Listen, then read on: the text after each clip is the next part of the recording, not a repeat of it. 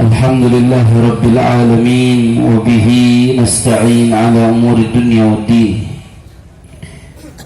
اللهم فصل وسلم وبارك وكرم ومجد وعظم على سيدنا وحبيبنا وشفيعنا ونور قلوبنا محمد الفاتح لما أغلق والخاتم لما سبق ناصر الحق بالحق والهادي إلى الصراط المستقيم وعلى آله وصحبه حق قدره ومقداره العظيم. يا فتاح يا عليم. أما بعد. Para alim ulama, para kiai, para asatid, para sesepuh, para tokoh masyarakat, wabil khusus sahibul ma'had Kiai Haji Muhammad Bashir mata'anallah betuli hayatihi syarifah, yang tadi telah menyampaikan tausiahnya Kiai Haji Imam Maksus Ridwan dari Bangkalan, Habibana Al-Habib Faisal Fad'aq, Kiai Haji Mudathir Badruddin, Kiai Haji Abbas Rafi'i, Kiai Haji Ali Salim selaku Ketua DPW FPI Pamekasan, Kiai Haji Abdullah Syarqawi, Kiai Haji Lutfi Khazin, sahabat saya Kiai Haji Muhammad Ithbat, semuanya para kiai, para asatid, para sesepuh, para Saifuddin Surur yang begitu semangat mengawal suksesnya acara ini, datang bersama Kiai Ali Salim ke tempat kami di Jakarta. Semuanya tidak dapat disebutkan satu persatu tanpa mengurangi rasa hormat saya kepada beliau semua.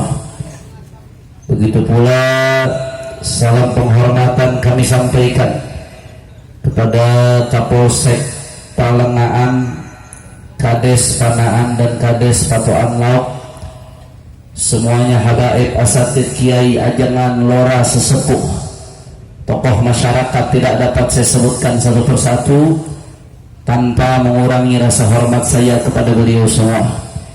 Kita doakan mudah-mudahan habaib, ulama, asatid, kiai kita Allah panjangkan umurnya, Allah sehatkan badannya, Allah lapangkan rezekinya, Allah menangkan perjuangannya.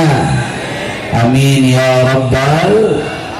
Dan salam penghormatan kami sampaikan kepada segenap panitia penyelenggara dari keluarga besar Pondok Pesantren Darul Ulum yang tidak dapat saya sebutkan satu persatu. Jazahumullahu khairal jaza. Mudah-mudahan keluarga besar Pondok Pesantren Darul Ulum selalu dalam lindungan dan keberkahan dari Allah Subhanahu wa taala. Dan salam penghormatan yang paling istimewa saya hadiahkan kepada hadirin hadirat, muslimin muslimat, mukminin mukminat yang hadir pada pagi hari ini. Semua angkat tangannya, kita minta sama Allah, mudah-mudahan tidaklah kita keluar dari tempat ini kecuali semua dosa kita diampuni oleh Allah. Yang sakit Allah angkat penyakitnya, Allah sehatkan badannya. Semua yang hadir dilapangkan rezekinya, digabul hajat-hajatnya. Amin ya Rabbal. Ahibba'il kiram, alhamdulillah, pada pagi hari ini kita sama-sama berkumpul tidak lain dan tidak bukan dalam rangka tasyakuran khatmil Quran dan kitab yang ke-9. Saudara ibadallah, tadi Kiai Haji Imam Maksus telah membahas panjang lebar bagaimana keutamaan para hamalatul Quran dan para ahlil ilm. Nabi sallallahu alaihi wasallam bersabda, sabda Nabi ini sering kita dengar, kelihatannya sederhana tapi memiliki makna yang begitu dalam. Kata Nabi sallallahu alaihi wasallam dalam hadis yang sahih, "Man yuridillahu bihi khairan yufaqqihhu fid din." Setiap orang yang Allah inginkan kebaikan untuknya, maka Allah jadikan dia orang yang mengerti ilmu agama. Ini dalam ruang lingkup yang sempit, setiap personal. Maka dalam makna yang lebih luas sudah mafhum yang bisa diambil dari sabda Nabi, manakala Allah menginginkan kebaikan kepada sebuah generasi, maka generasi tersebut dijadikan generasi yang mengerti ilmunya baginda Nabi besar Muhammad. Makanya saya bangga hari ini ada tasyakuran khatmul Quran sekaligus kitab, saudara. Artinya tradisi keilmuan para salafun saleh terus dihidupkan dan dikembangkan. Saya jadi teringat ketika Masjidil Aqsa direbut oleh pasukan salib. Pada saat itu umat Islam tak berdaya untuk merebut kembali. Sampai datang sekian puluh tahun berikutnya seorang panglima yang hebat yang berhasil merebut kembali Masjidil Aqsa. Siapa panglima tersebut? Beliau adalah Panglima Saleh Salahuddin Al-Ayyubi, saudara. Akan tetapi keberhasilan Panglima Salahuddin Al-Ayyubi bukan karena sebab hanya personal beliau secara pribadi, tapi lebih tepatnya karena generasi yang hidup dan bangkit bersama beliau adalah generasi keemasan, saudara. Kenapa generasi tersebut bisa muncul? Ada ulama muasir, ulama kontemporer mengarang kitab judulnya Limadha Yadhhar Jilu Salahuddin. Kenapa bisa muncul generasi Salahuddin yang hebat, yang keemasan? Diteliti oleh ulama, ternyata generasi Salahuddin tidak muncul begitu saja, saudara. Tidak muncul secara instan, tapi ada proses panjang. Ada satu aktor intelektual di balik generasi Salahuddin. Siapa aktor intelektual tersebut yang puluhan tahun sebelumnya sudah mempersiapkan generasi ini? Beliau adalah seorang ulama yang tidak asing lagi bagi kita, Hujjatul Islam Abi Hamid Muhammad bin Muhammad Al-Ghazali. Saudara, selama ini kita sering dengar generasi Salahuddin yang begitu hebat bisa merebut kembali Masjidil Aqsa. Ternyata di balik generasi ini puluhan tahun sebelumnya ada Al-Imam Al-Ghazali yang mempersiapkan lahirnya generasi ini, saudara. Bagaimana Al-Imam Al-Ghazali menyiapkan generasi Salahuddin? Salah satu faktor terbesar karena kitabnya Ihya Ulumuddin,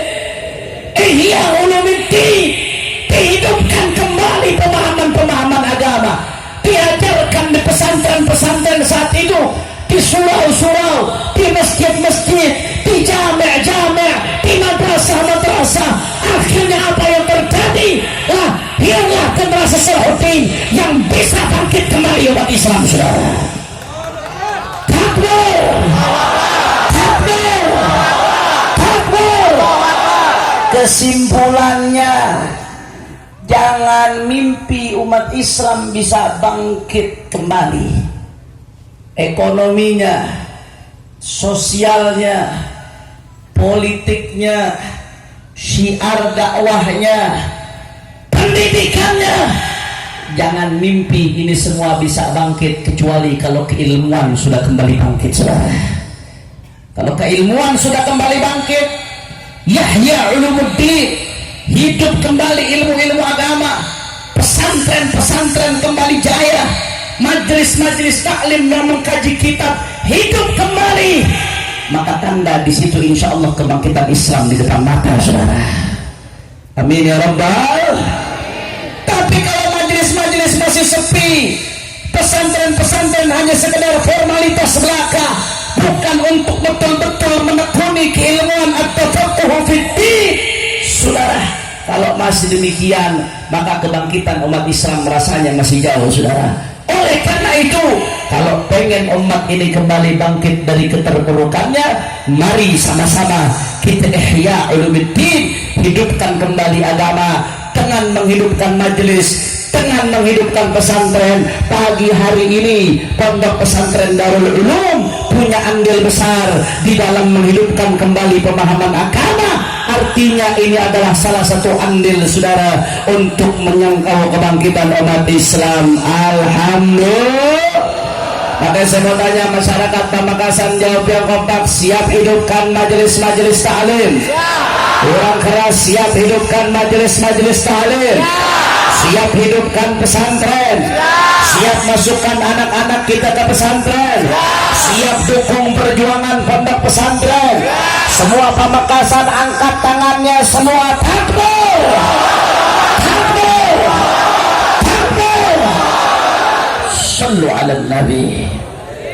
Itu yang pertama yang ingin saya sampaikan. Kira-kira sampai sini jelas atau tidak? Insya. Yang kedua yang ingin saya sampaikan pada kesempatan kali ini, saudara, saat ini kita berada di bulan Rajab, betul? Saudara, di bulan Rajab ada satu kejadian yang besar yang tercatat dengan tinta emas sejarah Al-Quran, yaitu kejadian Isra dan Mi'rajnya baginda Nabi besar Muhammad sallallahu alaihi wasallam. Saudara, di balik Isra Mi'raj Nabi ada banyak hikmah, ada banyak pelajaran yang bisa kita petik, saudara. Di antara sekian banyak durus, ibar, wa hikam yang bisa kita petik dari Isra Mi'rajnya Nabi, ada pelajaran iman kepada Allah Subhanahu. Dari mana pelajaran iman bisa kita petik dari Isra Mi'raj?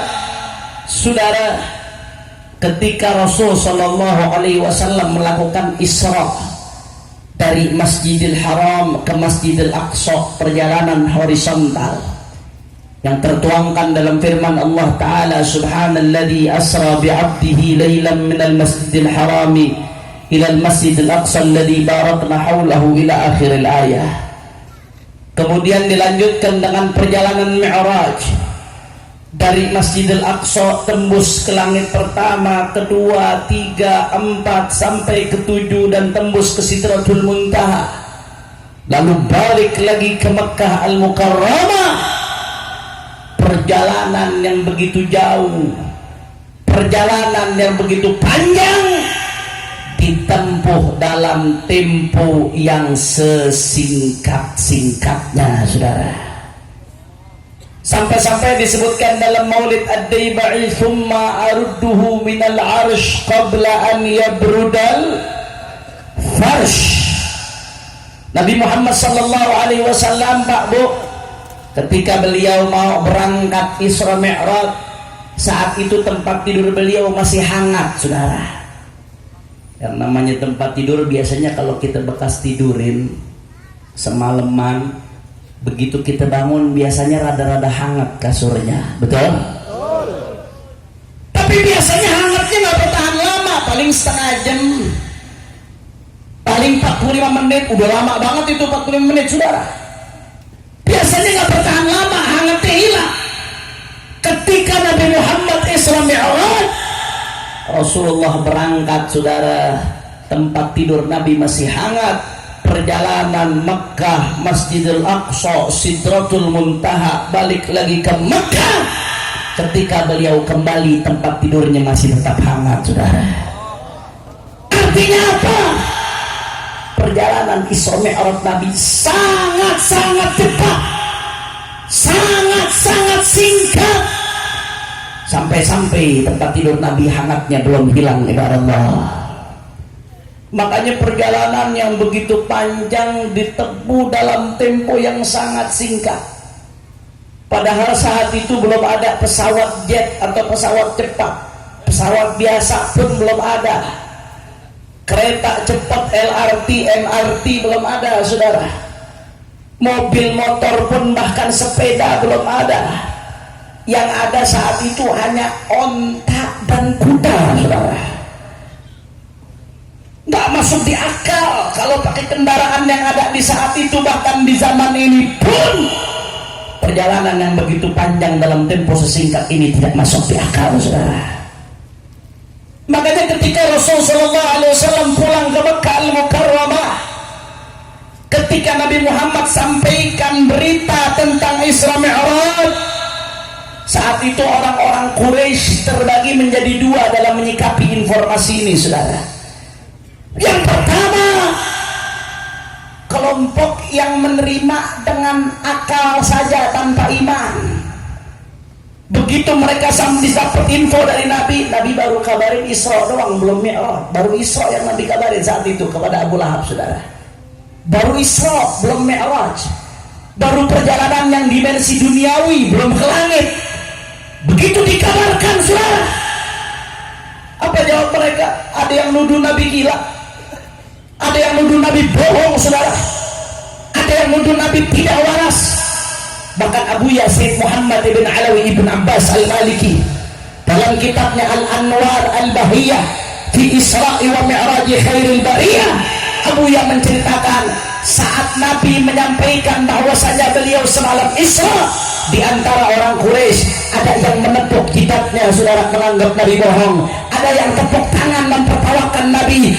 Bahkan orang-orang yang lemah iman pada saat itu murtad keluar, tidak percaya kepada Nabi, saudara. Kenapa mereka sampai seperti ini? Karena saat itu mereka hanya menimbang dengan akal, iman dikesampingkan, sehingga ketika dianggap bertentangan dengan akal, Nabi ditinggalkan, saudara. Mereka kufur, nggak percaya dengan Nabi.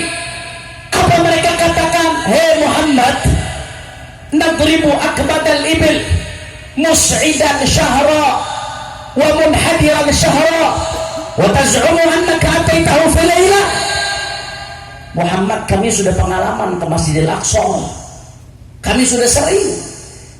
Kami kalau mau berangkat ke sana, perjalanan berangkat itu butuh 1 bulan, pulangnya lagi butuh 1 bulan. Pulang pergi paling cepat 2 bulan, itu paling cepat.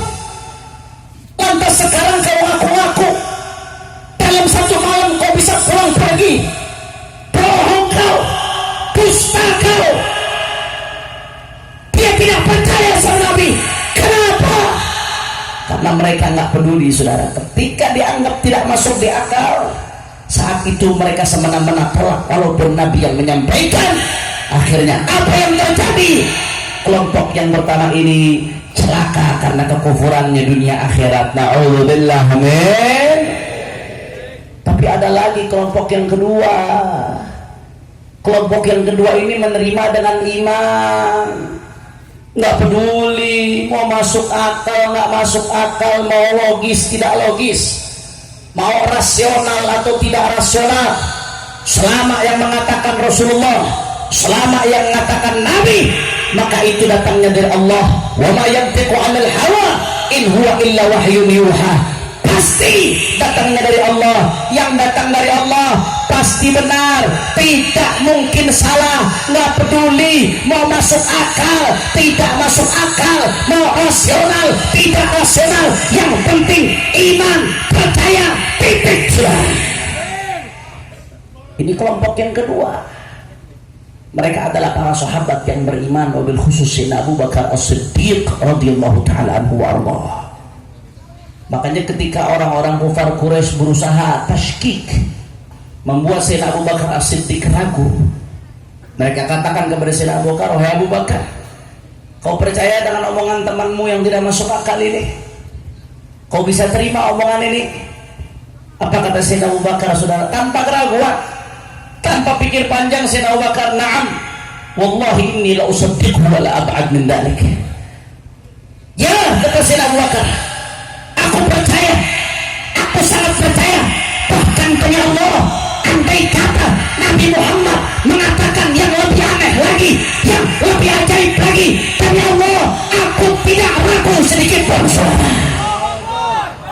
Takbir, takbir. Saudara, kenapa mereka bisa langsung menelan mentah-mentah, saudara? Walaupun saat itu akal manusia belum bisa menjangkau, karena mereka menerima dengan iman, saudara. Iman iman udah mau masuk akal nggak masuk akal, rasional tidak rasional, iman yang datang dari Nabi sumbernya dari Allah, yang datang dari Allah tidak mungkin salah, pasti benar. Iman nggak perlu mikir panjang, betul. Akhirnya karena iman yang begitu kuat tidak ada, mereka menjadi selamat dunia akhirat. Alhamdulillah. Saudara, dari sini kita bisa mengambil pelajaran besar bahwasanya segala sesuatu yang datang dari Allah, segala sesuatu yang datang dari Nabi, segala sesuatu yang datang dari syariat, maka sebagai seorang muslim kewajiban kita adalah menerima dengan iman, saudara. Nggak peduli mau masuk akal nggak masuk akal, mau cocok tidak cocok sama kita, pokoknya sebagai muslim kalau datang dari Allah, amanna billah wa bima ja'a anillah ala muradillah, datang dari Rasul, amanna bi Rasulillah wa bima ja'a an Rasulillah ala muradi Rasulillah, datang dari syariat, amanna bi syariah wa saddaqna bi syariah wa tabarra'na min kulli dinin yukhalifu Islam. Iman itu sikap muslim kalau bahagia, saudara. Nggak pakai banyak ngomong, baik yang berkaitan dengan ibadah terima udah, yang berkaitan dengan muamalat sifatnya prinsipil, saudara, yang berkaitan dengan munakahat, yang berkaitan dengan jinayat percaya, tunduk dengan syariat, saudara, betul. Itu sikap seorang mukmin. Iman dulu ya, iman karena datang dari Allah pasti benar, tidak mungkin salah, saudara. Kalau iman sudah mantap, silahkan akal boleh bertanya, saudara. Nah, Islam tidak mengebiri akal, akal boleh bertanya. Bahkan Islam memerintahkan akal supaya betul-betul digunakan, saudara. Tafakkur, berpikir. Tapi kalau ada datang dari Allah dan Rasulnya, kita sebagai muslim iman dulu. Kalau iman sudah mantap, akal boleh bertanya. Manakala ada keraguan, akal boleh kritis. Tafakkur, tapi setelah iman dan mantap. Dan kalau akal bertanya, saudara, maka akan dijawab dengan ilmu, ibadah Allah. Nggak ada yang nggak bisa dijawab dengan ilmu, saudara. Kenapa akal harus diikat dengan iman? Karena akal kalau nggak diikat dengan iman, akal bisa bahaya, akal bisa liar, akal bisa menyebabkan seseorang mengkafirkan yang hak dan menganggap yang hak sebagai batil, saudara. Akal bisa menghalalkan yang haram dan mengharamkan yang halal. Akal kalau nggak diikat dengan iman bisa memutar balik yang benar jadi salah, yang salah jadi benar.